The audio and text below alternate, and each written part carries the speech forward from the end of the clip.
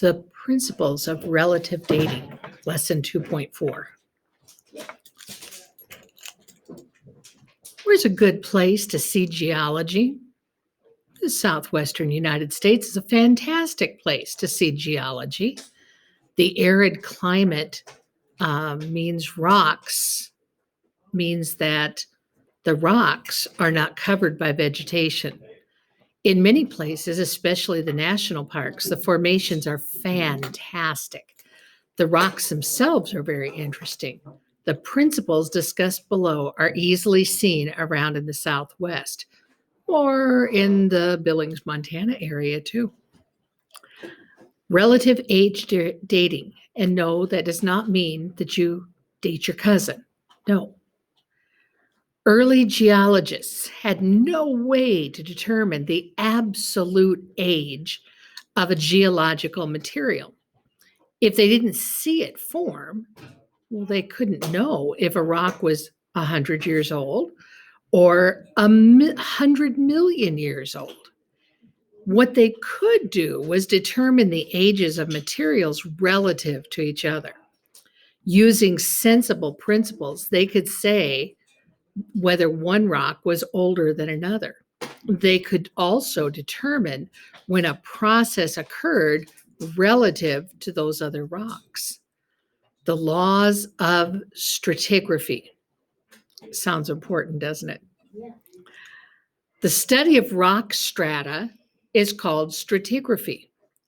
The laws of stratigraphy can help scientists understand the Earth's past.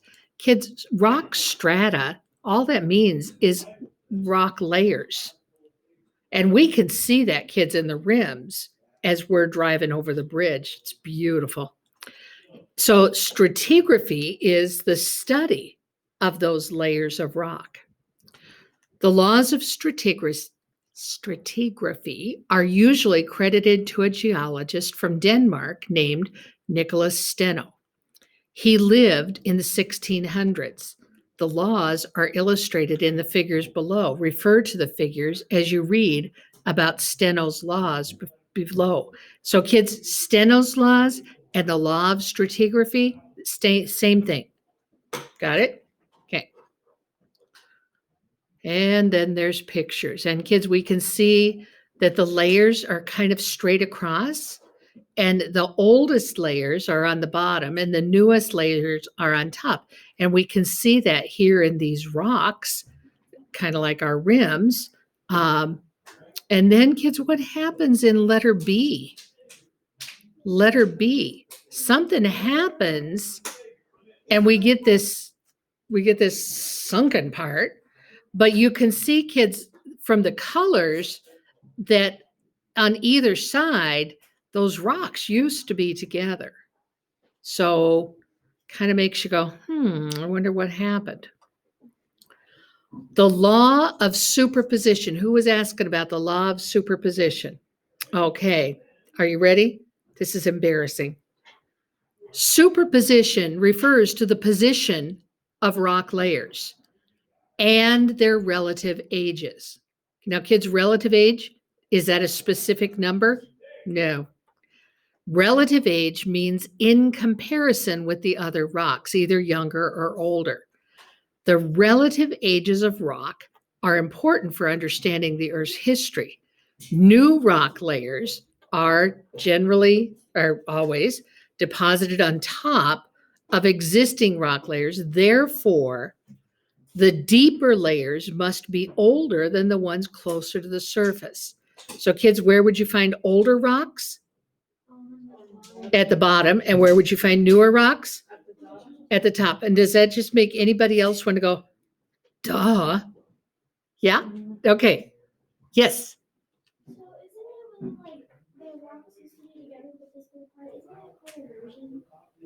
It is called an unconformity because that's not what we would expect. Yeah. Okay. So the law of superposition, kids, all that says is that old rocks are on the bottom and new rocks are on the top. But it sounds impressive, doesn't it? Yeah. Okay. So kids, here they've got this picture where you can see the different layers. Kids, the old rocks are on the bottom, the newer rocks are on the top. And there you go. Okay. The law of lateral continuity. Just leave it. Rock layers extend laterally, okay, or out from side to side. And I'll show you that in just a second. They may cover very broad areas, especially if they are formed at the bottom of ancient seas. Erosion may have worn away some of the rock, but layers on either side of the eroded rock, the eroded areas, will still match up. The Grand Canyon is a good example of lateral continuity. You can clearly see in this picture here, you can clearly see the same rock layers on opposite sides of the canyon. The matching rock layers were deposited at the same time, so they're the same age. And so, kids, you can see the lines of the rock. No matter where it is in the canyon, you can see those lines. The law of original horizontality. Sediments, or little pieces of rock, were deposited in ancient seas in horizontal or flat layers. If sedimentary rock layers are tilted, they must have moved after they were deposited. And kids, I'll show you something here in just a little bit. The law of cross-cutting relationships. Rock layers may have another rock cutting across them, like the igneous rock pictured below. Igneous, kids, remember, has been on fire, has melted.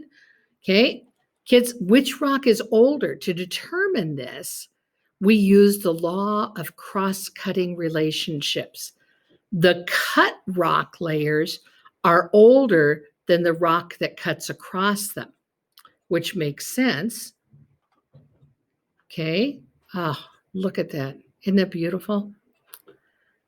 Don't you just want to take a skateboard and go down through there? Okay, maybe it's just me. Yeah.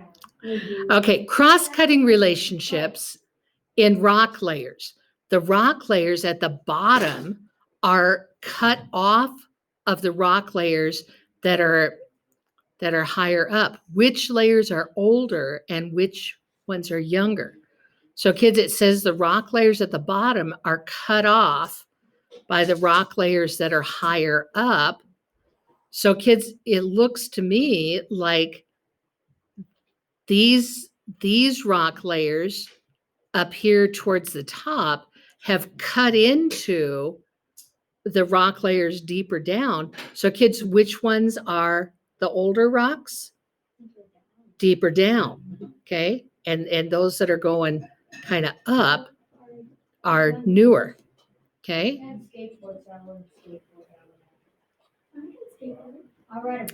Now, unconformities. These are my favorites.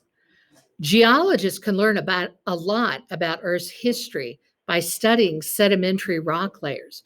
But in some places, there's a gap in time when no rock layers are present. A gap in the sequence of rocks is called an unconformity. And kids, we can see these on our way up to Bozeman. If you look at the rocks over there, look at the rock layers pictured below. They show a feature called Hutton's unconformity. The unconformity was discovered by James Hutton in the 1700s.